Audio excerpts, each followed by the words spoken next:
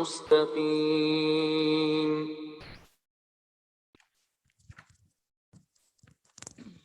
کے متعلق تھا، اور ایام حج ویسے بھی چل رہے ہیں. 9 ذی الحجہ سے تشریق کے ایام تشریق شروع ہو جاتے ہیں، تو ان سے جو پڑھنا ہے وہ ہمارے لیے واجب ہے. مناسک حج ہو گیا تھا ہمارا، کہ مناسک حج میں جو جو چیزیں ترتیب اور کیا کیا معاملات ہوتے ہیں، اور حج اکبر کسے کہا جاتا ہے، عرفہ کا دن جو ہوتا ہے وہ یوم اکبر میں سے ہوتا ہے. یہ تمام کے تمام تھے. آج جو رکوع ہے 26واں سورہ بقرہ کا، اس میں خلاصہ ہے بیچ میں. اچھا، گرامر جو بچے جو ہے وہ گرامر کے اصول پڑھتے ہیں، انہوں نے بیچ میں پڑھا ہوگا کہ مبینہ، مستانفہ، معترضہ، یہ بیچ میں ایک ہماری عام لینگویج کا بھی یہ اصول ہوتا ہے کہ ہم کوئی بات کرتے کرتے پھر بیچ میں جو ہے اس بات کو کنٹینیو رکھنے کے لیے، یا یوں سمجھے کہ اس چیز کو حلاوت بڑھانے کے لیے بیچ میں کوئی ایک جملہ جو ہے وہ اٹیچ کر لیتے ہیں، کوئی مثال دے دیتے ہیں، تو اسے کہتے ہیں جملہ معترضہ. کہ بیچ میں وہ آ جاتا ہے تو ربط بیان کرتا ہے پہلی والی بات کو بھی اور آخری والی بات کو بھی. تو یوں سمجھے کہ یہ رکوع جو ہے وہ معترضہ میں شامل ہوتا ہے، کہ یہاں پر جو ہے وہ خلاصہ دیا گیا ہے. خلاصہ بھی کہتے ہیں، اکثر ہمارے استاد کرام جو ہے خلاصہ بھی کہتے تھے. تو خلاصہ یہ دیا گیا ہوا ہے کہ جو کافر جو ہیں وہ ایمان والوں پر ہنستے ہیں اور کیا توجیہات بیان کرتے ہیں، اور بالآخر ایک دن آئے گا کہ وہ قیامت کے دن دیکھ لیں گے کہ کون حق پر ہے اور کون باطل ہے. یہ تمام کی بات ہے. اور حق اور باطل کی جو جنگ ہے وہ شروع سے ہی چلتی آ رہی ہے اور آخر تک چلتی آئے گی. اور اس کے بعد دوسرا جو ہے وہ ذکر کیا گیا ہوا ہے امت واحدہ کا اس رکوع میں، کہ جو فرقے بازیاں ہوئی، جو لوگ بٹے، تو وہ شروع سے یہ معاملہ تھا یا آگے چل کر یہ ہوا. تو شروع کرتے ہیں، سل بنی اسرائیل کم آتیناہم من آیۃ بینۃ. پوچھئے بنی اسرائیل سے. پیچھے بھی آپ نے پڑھا ہے اور بار بار ذکر بھی یہ کیا گیا ہے کہ جو نعمتوں سے زیادہ نوازا گیا تھا وہ بنی اسرائیل کو ہی نوازا گیا تھا، کہ پے در پہ ان پر جو ہے وہ انبیاء کرام آیا کرتے تھے. تو سل بنی اسرائیل سے پوچھے کم آتے نا ہم من آیتم بینتن، کہ کتنی دیے ہم نے انہیں کھلی نشانیاں، واضح دلیل. ومن یبدل نعمت اللہ، ومن، اور جو کوئی یبدل نعمت اللہ، اللہ کی نعمت کو بدل دیتا ہے، من بعد ما جاءت، اس کے بعد جو اس کے پاس آتی ہے، فإن اللہ شدید العقاب، تو بے شک اللہ تبارک تعالیٰ سخت سزا دینے والے ہیں.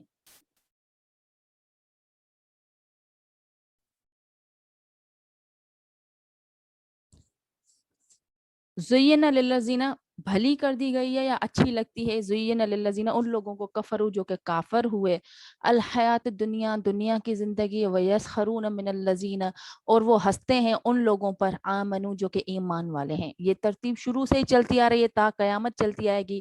یہی ایک جو ہے نا وہ معاملہ ہے، وہی کہ حق اور باطل میں جو ہے نا ہمیشہ ایمان والے کو ہی جو ہے وہ پیچھے سمجھا جاتا ہے، سادے انسان کو، شریعت پہ چلنے والے کو عزت بھی اللہ تبارک تعالیٰ نے بہت زیادہ دیتے ہیں، مگر یہ کہ جو دنیا میں ڈوبے ہوئے ہوتے ہیں وہ لوگ ان کو بہت زیادہ حقیری سمجھتے ہیں۔ تو من ویسخرون، اور وہ مذاق اڑاتے ہیں، مسخر کرتے ہیں، ان پر ہنستے ہیں، من الذین آمنو، ان لوگوں پر جو ایمان والے ہیں، والذین اتقوا فوقہم یوم القیامہ، اور والذین، اور حالانکہ وہ لوگ نتقو پرہیزگار ہیں، فوقہم تو وہ بالاتر ہوں گے، فوقہم یوم القیامہ، قیامت کے دن، واللہ یرزق من یشاء، اور اللہ تبارک تعالیٰ رزق دیتے ہیں من یشاء۔ ڈاکٹر اسرار احمد کی تفسیر بیان القرآن کے مطابق من یشاء کی معنی بندے سے بھی اس کا ربط ہے، اللہ تبارک تعالیٰ کی طرف بھی یہ آیت جو ہے وہ راجع ہو رہی ہے۔ اللہ تبارک تعالیٰ جسے چاہے ہدایت دیتے ہیں، رزق ادا کرتے ہیں۔ جو بندہ رزق کی ہدایت کی خواہش رکھتا ہے تو اللہ تبارک تعالیٰ اسے بھی ہدایت دیتے ہیں بغیر حساب، بغیر حساب کے۔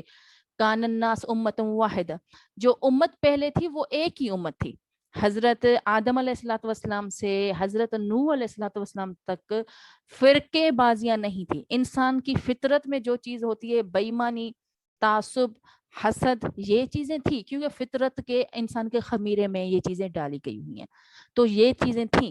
جیسے حابیل اور قابل کا معاملہ ہے کہ قابل نے قتل کیا حابیل کو، تو یہ چیزیں تعصب، فطرتی فرقے بازیاں اور توحید سے ہٹ کر بات ان میں نہیں تھی۔ تو کان الناس امۃ واحدہ، تو پہلے جو امت تھی ایک ہی تھی، فبعث اللہ النبیین مبشرین، پھر اللہ تبارک تعالیٰ نے کیا کیا، بھیجے، مبعوث کیا اللہ نے انبیاء کرام اور بشارت دینے والے، ومنذرین، اور ڈرانے والے، وانزل معهم الکتاب، اور ان کے ساتھ کتابیں بھی آئی، بالحق جو کہ صداقت کرنے والی، حق والی تھی، لیحکم بین الناس، تاکہ فیصلہ کریں لوگوں کے درمیان، فی مختلفو فیہ، جس میں وہ اختلاف کرتے تھے۔ شریعت پہ چلانے کے لیے باتیں، کتابیں، انبیاء کرام آئے، مگر ان لوگوں نے ان انبیاء کرام پر ہی اپنی شریعت، اپنا ایمان، اپنی وحدت جو ہے وہ انحصار کر دی، اس سے آگے نہیں بڑھے، کیونکہ ہر کتاب میں آگے والی شریعت کا بیان ضرور آیا ہوا تھا، مگر انہوں نے اس میں اختلاف کیا۔ وَمَخْتَلَفَ فِيهِ لَلَّذِينَ فیما اختلفوا فیہ، فی مختلفو فیہ، اور اس میں اختلاف کرتے تھے، ومختلف، اور اختلاف نہیں کیا فیہ ان میں، الا الذین، مگر ان لوگوں نے، اوتوہ من بعد ما، اس کے جنہیں ان لوگوں نے جن کو دی گئی تھی اس کے بعد، جاءتہم البینات، ان کو دی گئی تھی کھلی نشانیاں جو کہ آئی تھی ان کے پاس، بغین بینم، تو آپس میں وہ باغی ہو گئے، ضد میں آ گئے، تناد میں آ گئے، اناد میں آ گئے، بغیم بینم، تو آپس میں وہ ضد کی وجہ سے، فہد اللہ، پس اللہ تبارک تعالیٰ نے ہدایت دی، الذین، فہد اللہ الذین آمنو، پھر اللہ تبارک تعالیٰ نے ان لوگوں کو ہدایت دی جو کہ ایمان لائے۔ لمختلفو فیہ من الحق باذنہ، اور جنہوں نے اختلاف کیا اس حق کے، مطلب جو اختلاف کرتے تھے حق کی بات میں، باذنی، اپنے حکم سے، واللہ یہدی من یشاء، تو اللہ تبارک تعالیٰ ہدایت نہیں دیتا جسے چاہے، لمختلفو فیہ من الحق، اور اس بات کی جس میں وہ اختلاف کر رہے تھے، باذنی، اپنے حکم سے، واللہ یہدی من یشاء، تو اللہ تبارک تعالیٰ جسے چاہے ہدایت دیتے ہیں۔ لا کا یہاں پر لفظ نہیں ہے، میں نے لا کی معنی نکال لی، واللہ یہدی من یشاء، تو اللہ تبارک تعالیٰ جسے چاہے اسے ہدایت دیتے ہیں، الی صراط مستقیم، سیدھے راستے کی طرف۔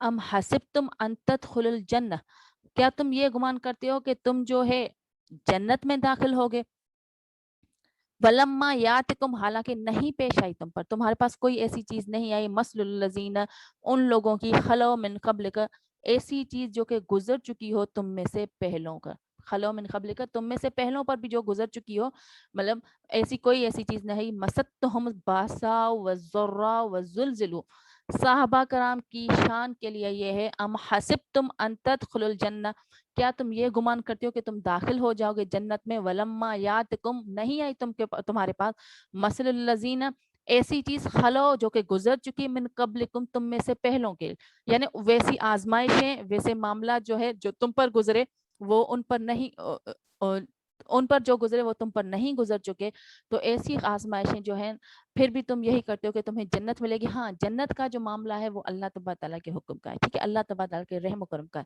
مگر یہ چیز سوچ کر ہم اگر ہدایت مانگنا چھوڑ دیں، ہم شریعت پہ چلنا چھوڑ دیں، تو ہم پھر اس سے رحم نہیں کر سکتے.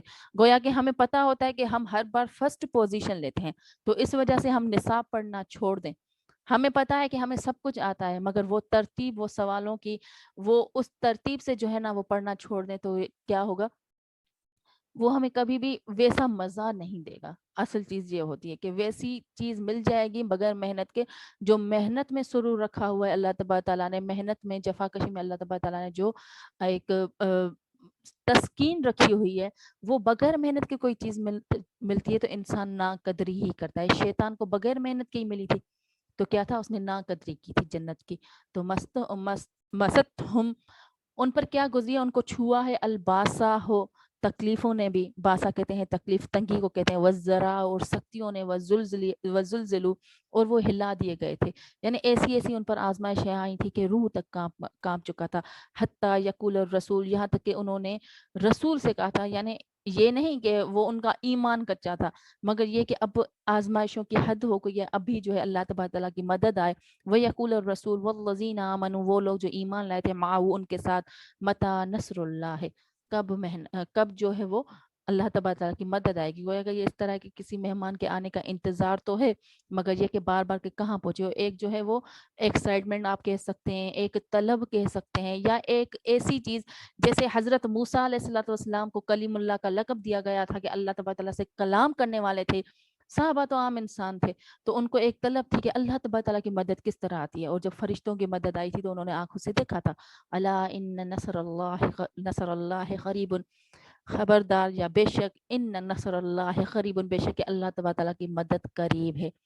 یسلونک ماذا ینفقون، اور آپ سے وہ سوال کرتے ہیں. اب آگے جو ہے 3-4 باتیں ہوں گی. آگے والے رکو میں 2 باتیں یہاں پر آ گئی ہیں تقریباً، یا ایک یسألونک آئے، پھر ان کے بعد وہ شہر الحرام کے قتال کا متعلق پوچھتے ہیں، پھر وہ خمر والمیسر یعنی جوا اور شراب کا معاملہ جو ہے وہ آئے کل والے رکو میں. ایک رکو آج آپ کو پڑھایا جا رہا ہے. اور اس کے بعد وہ یسألونک، وہ یتامہ کے متعلق سوال کرتے ہیں. تو یہ آگے والے رکو میں بھی یسألونک کا آئے گا، یعنی تھوڑا خلاصہ آئے گا. اس کے بعد جو آگے والا رکو ہے اس میں آپ کے ایام حیض کے متعلق، طلاق کے متعلق، یہ تمام کے تمام جو ہے وہ معاملات اور احکامات شریعت کے اعتبار سے آئیں گے. تو آپ کی شاید کل لاسٹ کلاس ہوگی کیونکہ پرسوں 9 ذی الحجہ ہے، تو کوشش کریے گا کہ یہ ذی الحجہ کے دن، ویسے تو روزہ اس میں بہت زیادہ افضل ہوتا ہے، مگر یہ کہ ذی الحجہ کے دنوں میں عبادت کا اہتمام زیادہ کریں.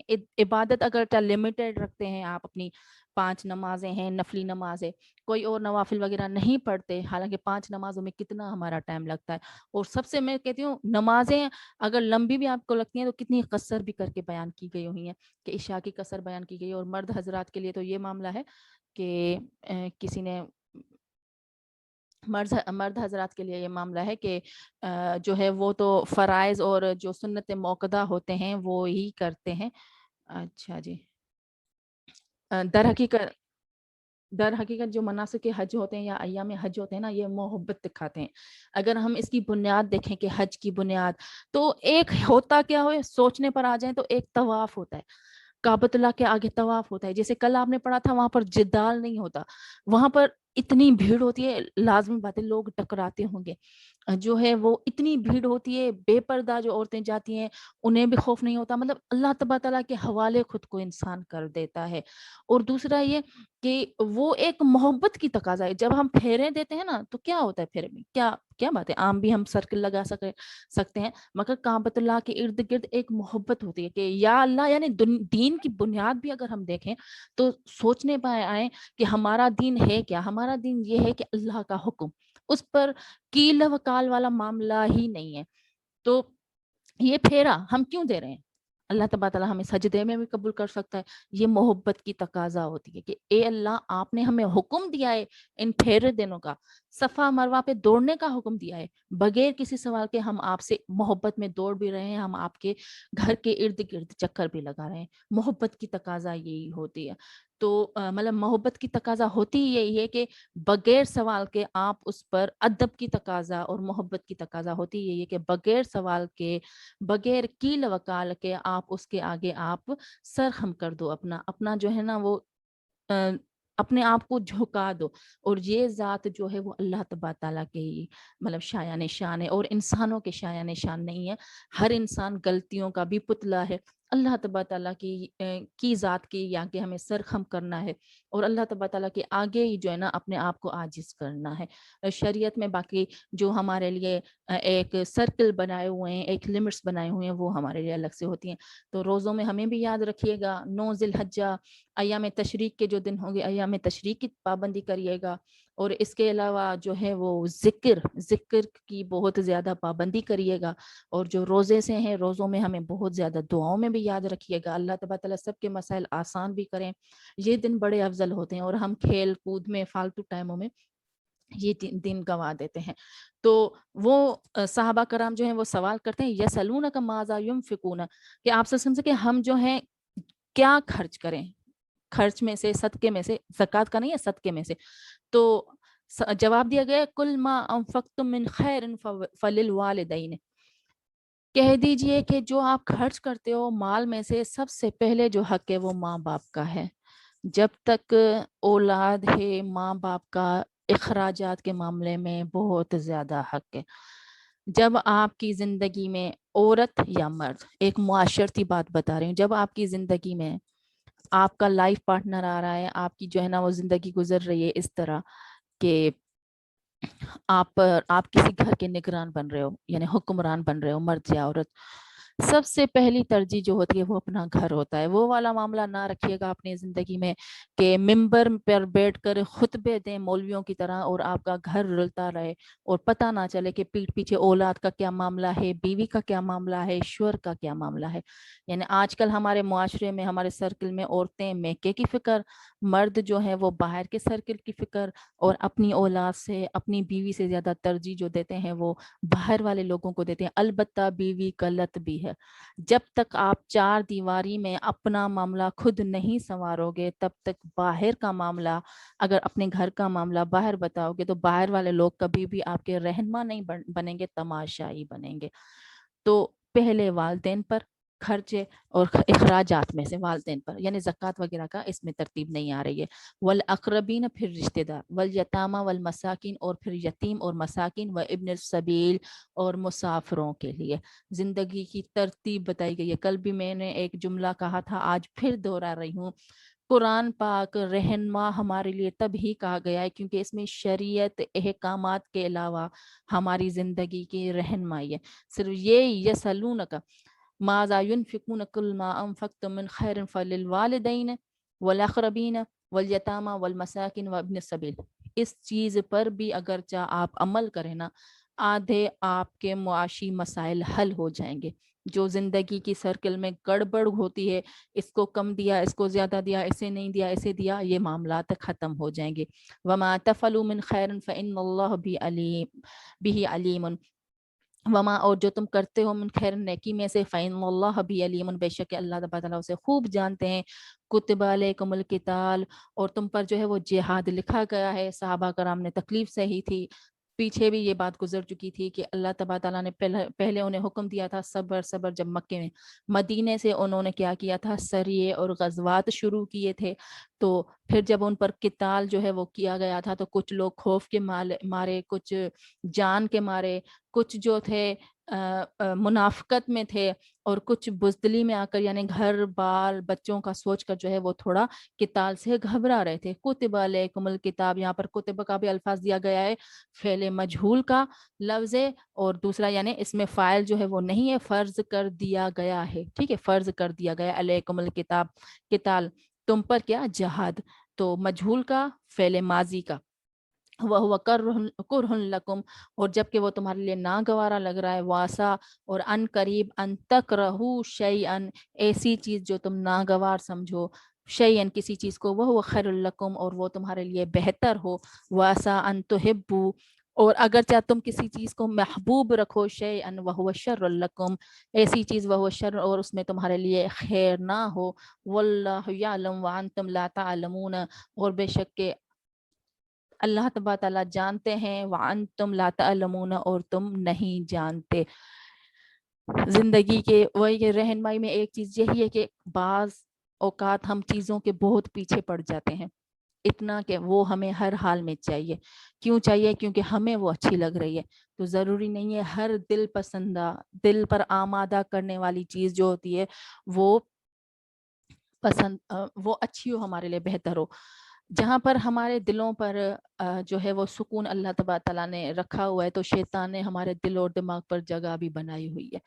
کبھی کبھار ہمیں اس طرف اٹریکٹ کرتا ہے، وہ بہتر ہمارے لیے نہیں ہوتی، وقتی طور اس کا مزہ ہوتا ہے، وقتی طور اس کی تسکین ہوتی ہے۔ تو ان چیزوں پر ہر چیز کی پلاننگ ہوتی ہے، ہر چیز کی پلاننگ ہوتی ہے کہ ہر چیز کے دو پہلو ہوتے ہیں۔ میں نے آرٹیکل بھی لکھا ہے آپ کو، جو ریگولر گروپ ہے اس میں بھیج رہی ہوں آج وہ آرٹیکل آپ لوگوں کو۔ تو ایک ہوتا ہے کہ عجلت ہوتی ہے، ایک ہوتا ہے کہ صبر ہوتا ہے، مگر اس میں پلاننگ بنانی ہوتی ہے کہ ہر سکے کے، ہر تصویر کے، ہر بات کے دو پہلو ہوتے ہیں۔ تو دونوں پہلوؤں کو آگے رکھ کر زندگی کا فیصلہ کرنا چاہیے کہ جو چیز ہمارے لیے شر میں ہے، خیر میں ہے، آگے چل کر فی الحال ہمارے لیے خیر میں ہوگی، شاید کہ آگے چل کے وہ ہمارے لیے شر میں ثابت ہو۔ تو بجائے جو آگے کے شر سے، وہ اپنے نفس پر ہم کنٹرول کریں، اپنے دل اور دماغ کو کنٹرول کریں۔ اور ایک بڑا نسخہ ہے زندگی کا کہ خود کو مصروف رکھنا سب سے بڑی نعمت ہے۔ جہاں پر بھی آپ گرو، جہاں پر بھی آپ دیکھو کہ ایک چیز مجھ پر حاوی ہو گئی ہے، میرے دل پر، میرے دماغ پر ایک چیز حاوی ہو گئی ہے، تو وہاں پر آپ مصروفیات بڑھا دو، آپ اس چیز سے ضرور نکل آؤ گے۔ بجائے جو ہم مائر نفسیات سے رجوع کرتے ہیں، لوگ ڈھونڈتے ہیں کہ ہمیں کوئی سمجھا دے، ہمیں کوئی سمجھا دے، یہ زندگی کا بہت بڑا مصروفیات بہت بڑی نعمت ہے۔ یا جب جس چیز میں جہاں پر آپ الجھو، اللہ تبارک تعالیٰ نے ہر انسان میں ہنر دیا ہے، کسی کو فارغ نہیں رکھا۔ فارغ ہم خود رکھتے ہیں خود کو، اپنے ہنر کا جو ہے نا وہ فائدہ نہیں اٹھاتے، اپنے آپ کو سست کر لیتے ہیں۔ تو جہاں پر فراغت پالو اور سمجھو کہ یہ فراغت جو ہے ہمارے لیے کیا ہے، نقصان دہ ہے، وہاں پر کوئی اور ایکٹیویٹی ایڈ کر دو، تو یہ زندگی آپ کو آسان ہو جائے گی۔ یہاں پر آپ کا رکوع پورا ہوا،